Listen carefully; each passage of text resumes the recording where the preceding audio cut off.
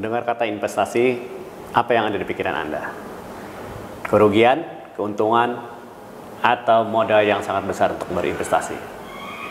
Jika kerugian, maka wajar saat ini banyak sekali penipuan dan investasi bodong yang sedang marak. Namun, jika modal yang cukup besar, maka kali ini Anda salah. Mengapa?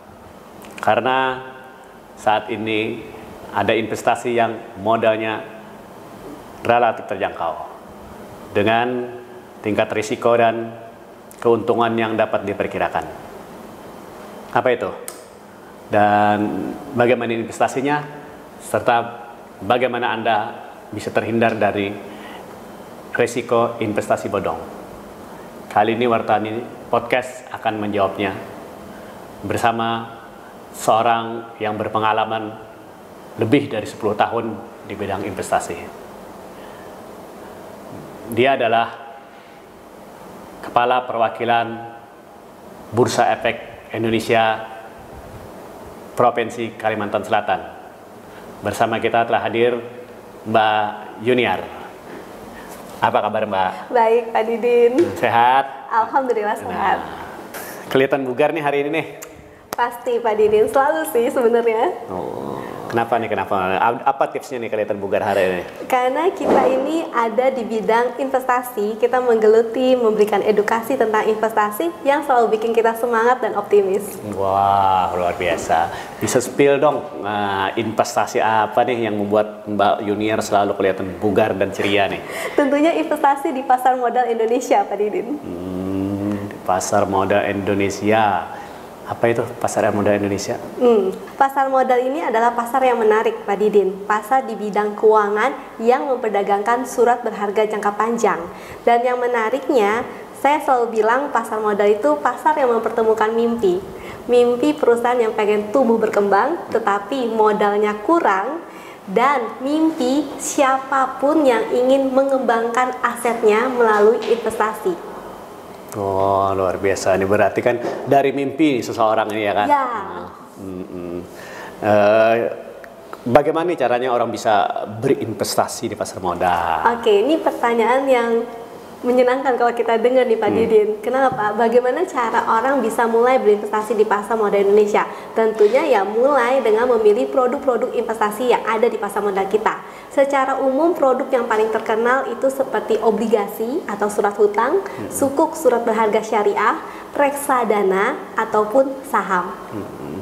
Orang bilang katanya investasi di pasar modal ini tadi ya relatif terjangkau lah ya kan. Nah, bahkan kantong-kantong mahasiswa pun bisa kayaknya di pasar modal katanya. Benar seperti itu ya? Oke, benar atau tidaknya mungkin dikembalikan kepada pilihan dari masyarakat ingin berinvestasi pada produk apa. Karena setiap produk investasi yang ada di pasar modal Indonesia tentunya mempunyai sistem dan mekanisme yang masing-masing berbeda. Dan yang menarik, sebelum memulai investasi, Pak Didin, jangan pikirin duitnya dulu nih berapa, tapi tujuan investasinya kita apa. Nah, karena kan kita ingin berinvestasi itu kegiatan yang terencana, jadi harus punya tujuan.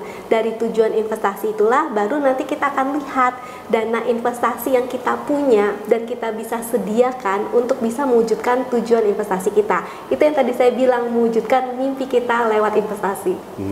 Berarti kalau sebagian orang berpikir berinvestasi itu dananya dulu, kalau ini tidak ya berarti ya. Kita tujuan dulu baru dananya. Bener banget Pak Didin. Seperti itu.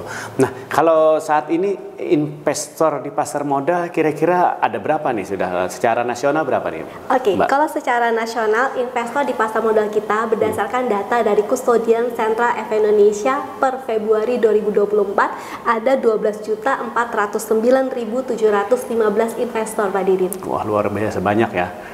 Tapi kalau dibandingkan sama jumlah penduduk kita masih sedikit loh Pak Didin. Kalau jumlah penduduk kita itu 250 juta nih, baru 12 juta yang jadi investor, kisaran berapa tuh Pak Didin?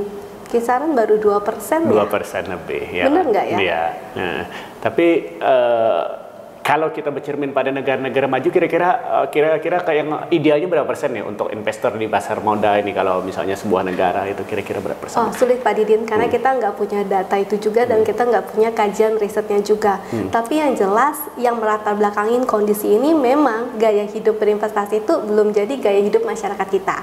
Cenderung masyarakat kita itu masih gaya hidupnya konsumtif.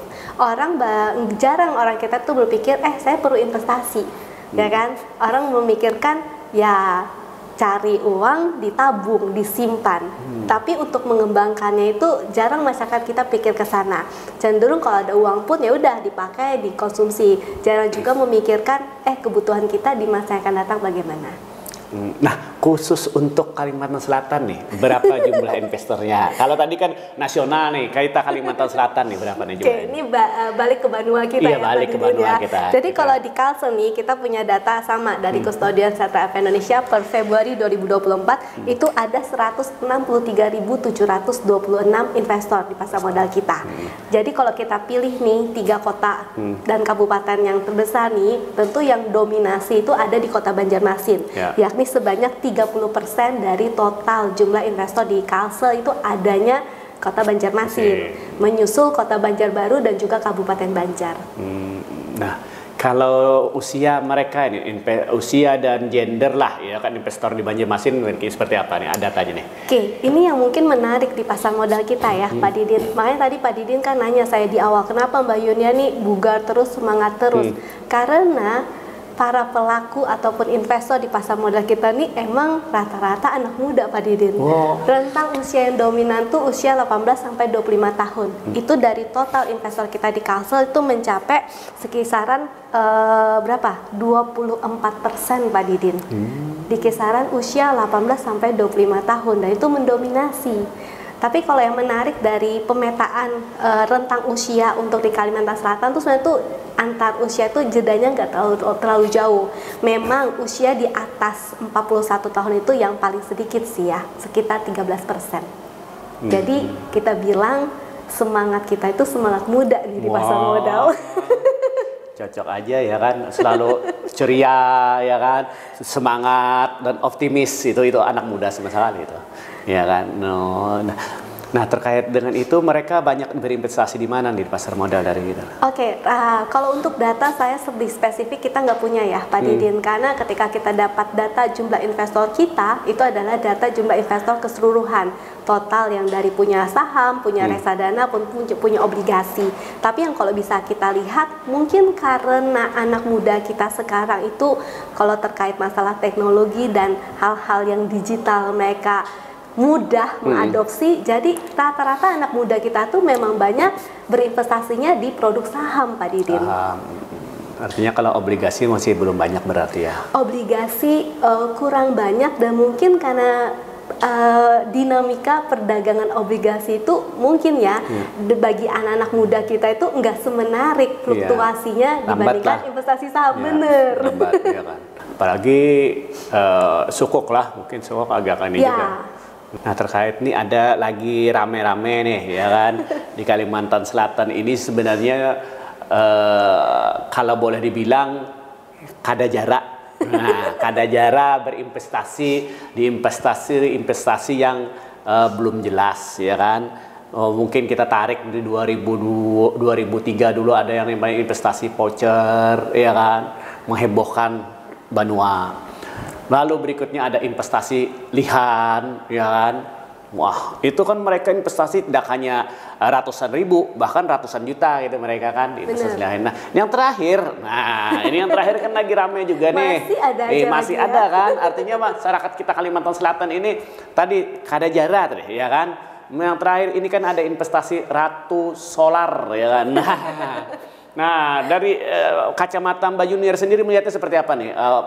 Ya kultur masyarakat kita yang berinvestasi ke sana gitu kan? Oke, jadi istilah kada jarak orang kita itu gambaran dari kalau dibilang kita tidak teredukasi dengan baik tentang bagaimana kita bijak menyikapi uang kita.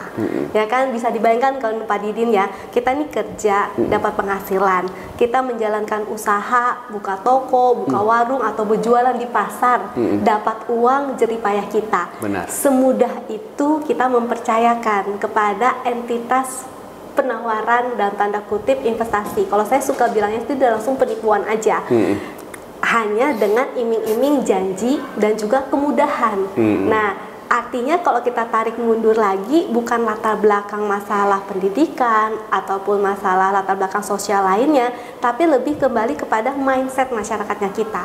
Ini yang kita harus sama-sama nih perangin sebenarnya. Makanya ketika media selalu support untuk pemberitaan tentang penipuan investasi ini, kami sangat senang karena itu turut membantu mencerdaskan masyarakat kita, membuka mindsetnya. Investasi itu harus dipahamin sebagai kegiatan yang terencana.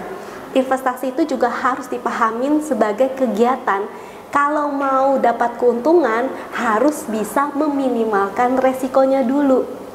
Jadi ketika ada penawaran dalam tanda kutip penipuan investasi ditawarkan untung yang besar, harusnya kita udah bunyi alarm Pak Didin.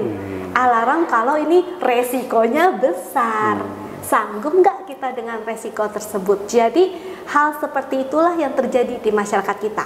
Terus yang kedua, masyarakat kita yang pengen cepat untung, tergiur keuntungan besar, ya kan? Ya, pokoknya nggak mau cara yang ribet, maunya yang gampang.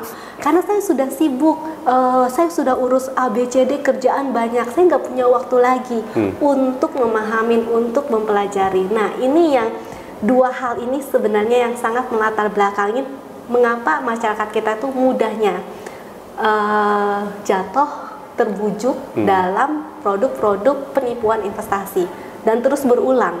Makanya jujur Pak Didin, kami mohon maaf nih, kami fokus edukasi juga kepada tadi generasi mudanya kita. Karena yang bisa memerangin investasi bodong yang akan ada ke depan sana, karena kalau saya bilang ini nggak mungkin bisa musnah. Benar. Karena kalau orang kerjanya nipu ya harus usaha dong ya, dia harus akan nipu-nipu terus. Jadi yang harus kita lakukan adalah kitanya nih yang harus mengubah mindset tadi dan punya gambaran cara berinvestasi yang benar.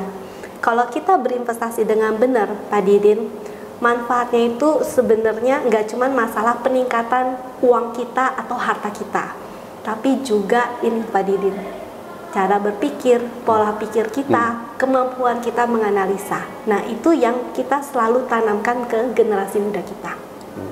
Luar biasa, ini berarti kan tidak hanya terkait dengan apa namanya keuntungan ya, tetapi juga ada edukasi yang didapatkan ketika berinvestasi secara benar lah ya kan, dan cerdas gitu Pak. Kenapa mereka itu lebih memilih investasi saham ketimbang yang lain kayaknya? Oke, ini menarik karena memang kita ada edukasi khusus untuk mahasiswa dan juga bahkan di tingkat SMA pun kami sebenarnya sudah masuk edukasi tentang pasar modal, pengenalan produk-produk investasinya. Jadi kenapa mereka tertarik? Pertama yang tadi saya sampaikan di awal, generasi muda ini sangat mudah untuk mengadopsi teknologi. Jadi ketika menggunakan aplikasi perdagangan saham online, itu hal yang menyenangkan bagi mereka. Terus yang kedua, tadi yang Pak Didin bilang, investasi yang terjangkau. Untuk produk investasi saham, itu banyak orang mikir, oh perlu uang yang banyak nih untuk membeli surat berharga kepemilikan perusahaan atau saham dari suatu perusahaan.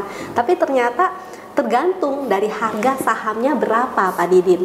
Bahkan harga saham yang diperdagangkan tuh macam-macam kan. Ada yang harganya Rp100 per saham, ada yang Rp500 per saham, Rp1.000 hingga tak terhingga. Jadi berapa yang mau dibeli, jumlahnya berapa banyak, itu yang akan menentukan biaya mereka untuk beli sahamnya.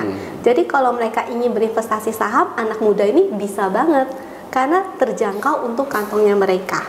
Terus yang menarik lagi dinamikanya itu Pak Didin, ada fluktuasinya, ada naik turunnya, dan tentunya analisa pembelajarannya pun menarik.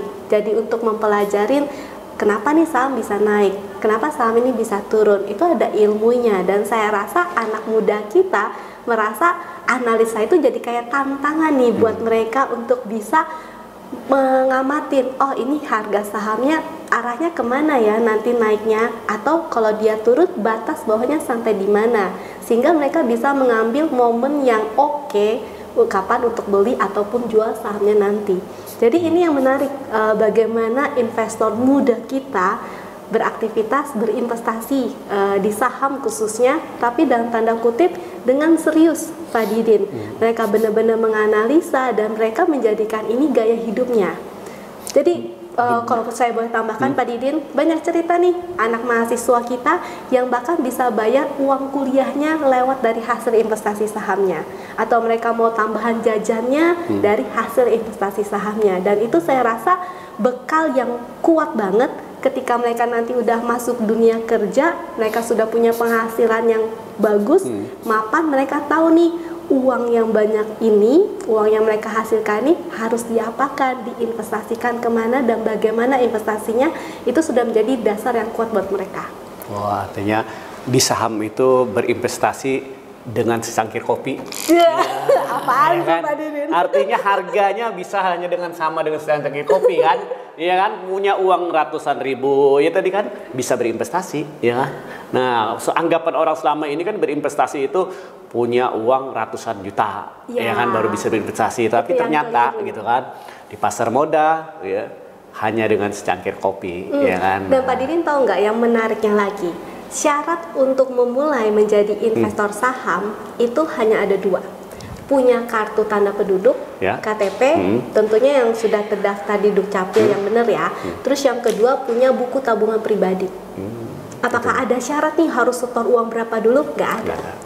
Jadi tinggal cari perusahaan sekuritas, ketemu mereka, buka rekening saham namanya, nanti otomatis tinggal mendaftar dan bisa registrasi secara online juga Pak Didin. Jadi sekarang udah praktis banget. Wah, iya. Ada edukasi lanjutan nggak bagi mereka ini nantinya? Oh, pasti. Biasanya untuk calon investor kita arahkan untuk ikut sekolah pasar modal, karena itu memang program rutin kita dari Bursa Efek Indonesia. Ada kegiatannya offline, ada kegiatannya juga online. Jadi kalau yang nggak punya kesempatan untuk luangin waktu datang, bisa aja di rumah atau pas di kantor lagi nggak banyak kerjaan, ikut kegiatannya secara online. Terus ada juga kegiatan kalau sudah jadi investor nanti itu ada kelas investor, kelas analisa Pak Didin. Jadi benar-benar kalau saya bilang investasi di pasar modal itu bikin kita tambah cerdas. Wah, karena mau nggak mau harus belajar dan itu jadi akan merubah style kita dan tadi Pak Didin mindset kita. Mindset kita kalau mau investasi itu meningkatkan uang kita, meningkatkan harta kita, ya kita harus pelajarin caranya gimana. Bukan dengan cara yang mudah, serahkan aja uangnya ke orang dan nanti kita nunggu hasilnya, nggak bisa kayak gitu.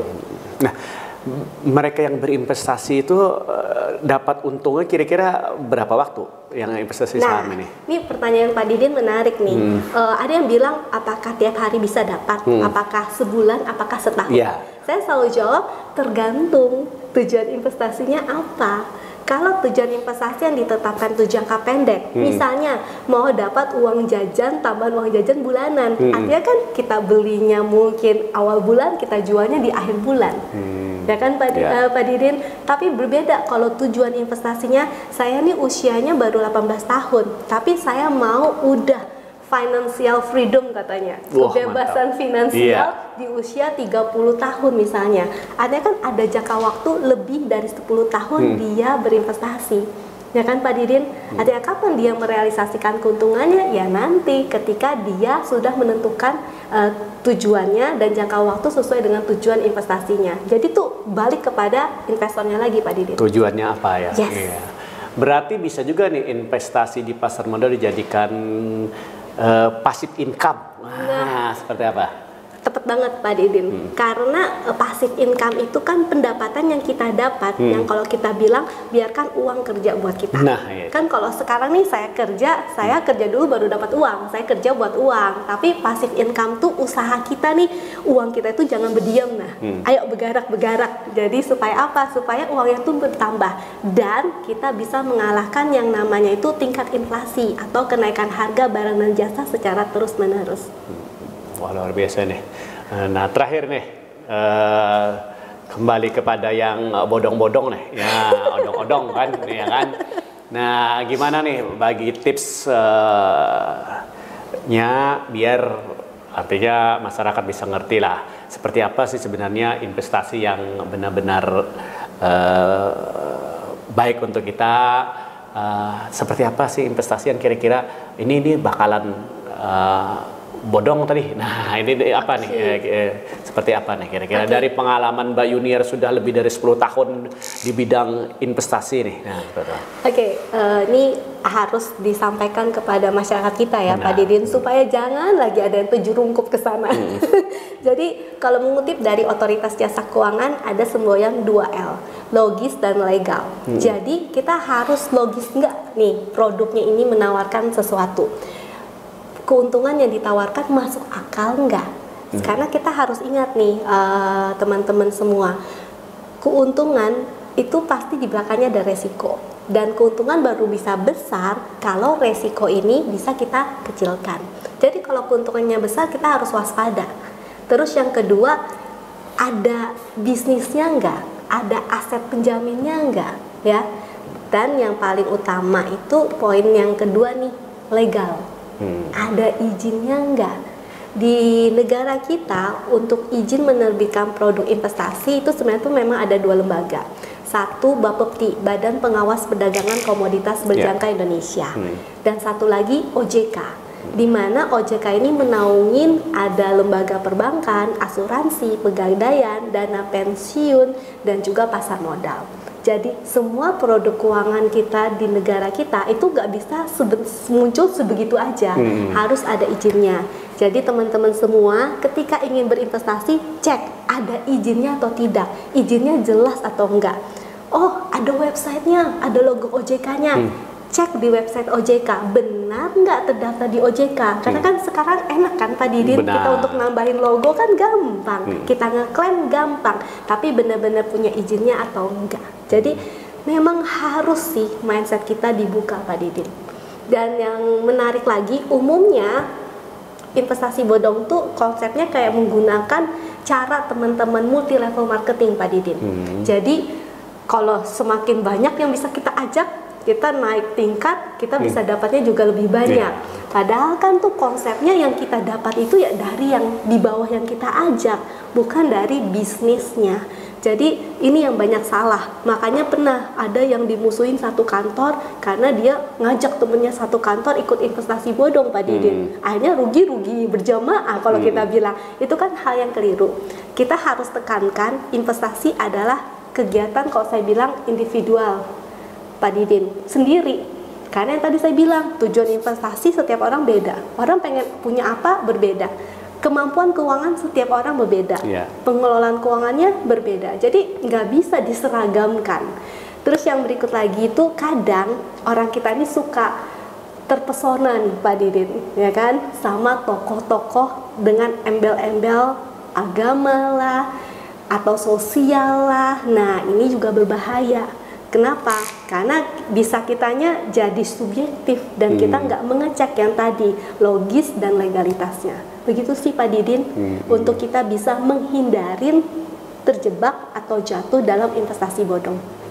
Berarti ada 2 nih lah, logis dan legal. Oh, 2L ya kan.